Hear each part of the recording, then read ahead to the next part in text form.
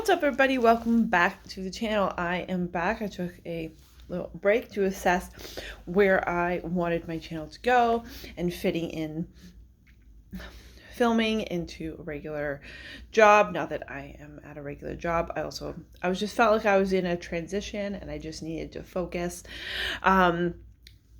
Made a few changes. This will be my first budget video for April, and as you can see, I have changed my budget planner. So I was using the budget planner from Jordan Page, and the reason I switched, that is a great planner. It is very detailed, but I don't have any debt. I don't have a partner that I'm sharing my bills with. I don't have a roommate. It literally is just me and my income. So I just felt like there was a lot of paper and a lot of waste. I wasn't using the planner to the full potential that it could be. I could even go back and reuse a lot of the pages and basically use it for a whole other year. So I have saved it if I decide to do that in the future. I definitely think that planner is great for, again, if you share expenses with people, whether it be a roommate, family, husband, partner, wife, whatever, it is definitely great for that aspect. But if it's just you and you don't have any debt that you're trying to pay off, I mean, there'll be some waste. And so I just wanted something that was more compact, and just something a little easier for me. This is from Clever Fox. I got this off of Amazon. I will try and link it below. Now, they do have multiple different colors. This one was fairly reasonable. I think it was $24 or something around those lines, about the $20 mark.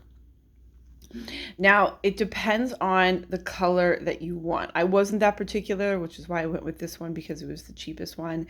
The other colors, when you go onto it, there are other colors, and other colors can be like $50. I don't know why that is. I don't know why a different color is more expensive. But if you just click through all the colors, it'll show you the different prices for the colors, so just keep that in mind if you order it. I have set it up, and I feel like this is going to be much easier and more compact for me to use.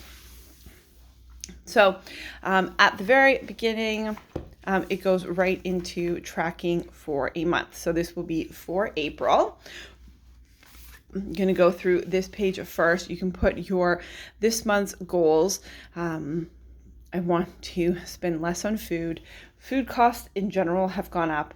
They've gone up everywhere. Inflation, it is what it is. So I'm really going to try and focus on finding a way to spend less money on food. I'm not sure entirely how I will do that, but I will make more videos so you can come along the journey with me. I want to make sure that I put more money into savings and also just overall spend less for the month of April. You can do a checklist, but I haven't decided what I'm going to use that for. And this is going to be for upcoming purchases. So things that you know that you're going to have to buy. If there's, a birthday, a holiday that you know that you have to purchase for that month, this is where you can put this. And this will be upcoming bills. I typically have the same bill every month, but let's say that you have your own house and you pay for pest control every other month, for example, like that would be something that would be great to put in to this. This will be for, I haven't decided what I'm going to put here for myself, but yeah. At the bottom, this is where I calculated my targeted income, or what I believe that my income will be. Now, the reason I say what I believe it will be, because it will be a little off. I am paid hourly. I do work more or less the same hours, because I work about 38 to 40 hours a week. But it varies slightly, so I just kind of round it in general. Then this is where you put your overall budget. So my rent is always the same at $12.17.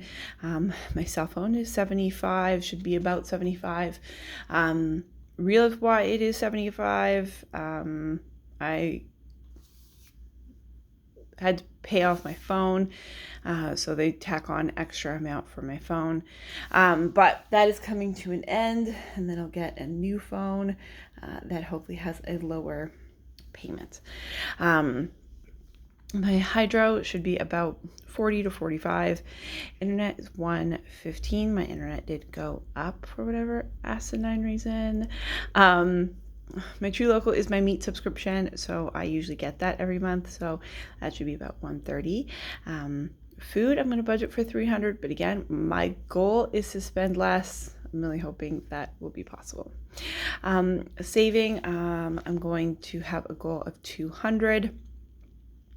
Bella is my daughter, so I put a separate category for her. It's kind of how I break down my spending in order to track it. So this will be for if I need to buy her shoes, if I need to buy her clothes, for, if she asks me to get her a book, that kind of thing will go into this amount. My other category, I've just put 80 for just in general, because I do try and break down everything else. Dollar store, I usually go to the dollar store about once a month, so I'm put 80. Buff Bunny is a clothing company. There we go. They are having a launch. They are a launch-based company, and they are having a launch where I'm planning on buying at least a few things. So I put about 200. My goal is going to be to spend less than this amount. Walmart, I usually go to Walmart. I'm not sure if I'm going to go to Walmart next month, but I'm going to put it in my budget for 100 just in case I do. And then Brad is my brother. My brother watches my daughter while I work, so he picks her up from school most days and then watches her at my house. So I pay him $100 a week for that, so 400 in total. That should leave me with about $200 left over as my cushion. What I have realized is that I need to not have a large cushion, just have a little bit. Because if I have a large cushion, then I feel like I should spend it. So I'm going to try and keep my cushion at about $200. You should always have a little bit of cushion. So you have a little bit of money just left in your checking account, just in case, bills come out early, or, you have to spend a little bit more on something or whatever. So that's what I'm doing. Then this will be for my expense tracker. So this is the budgeted, and then this will be the actual, and then you can put the difference in, which I like that fact. Very easy to read. This will be for my expense tracker, where I track all of my overall spending.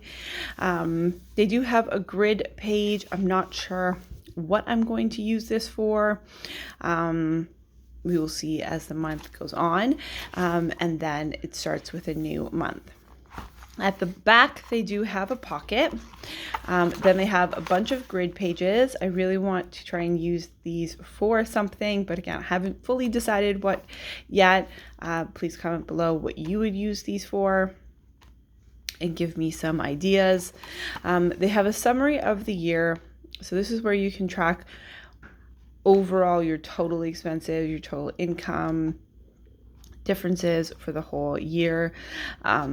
So far, I am just using it to track the money I give my brother, because I give my brother babysitting money basically to watch my daughter. I put that on my taxes when I do my taxes at the end of the year. So I need to keep track of that amount, and I probably will put my rent, now that I'm thinking about it, because I also need that for my taxes as well. So I love this page. I love that it's all right here, because I was just tracking it on like a piece of paper in a book. So this is much easier, and I love that they have this. Then you can put your regular bill tracker here. So if you know that you always have the same bill, for example, my rent is always the exact same amount. It's never different. then you can kind of track it here if you want to. They do have a debt tracker. I don't have any debt, so I will probably use this for savings or for spending, like how much I spend for Christmas, that kind of thing, how much I spend for holidays. And then they have a savings tracker. So what I love is that they have a few different pages of saving trackers, so you can save for different things and track where your savings is. So I have my advent calendar sinking fund, which I have $1,000 that's already done. So this is where I will track how much I use from that. I have my gifts. So this will be for Christmas. I have $1,000 in that. The reason that is $1,000 is because I also have a Black Friday sinking fund, which my goal is 1,500. I'm at 888. So almost there. It'll be a few months and then I will be there.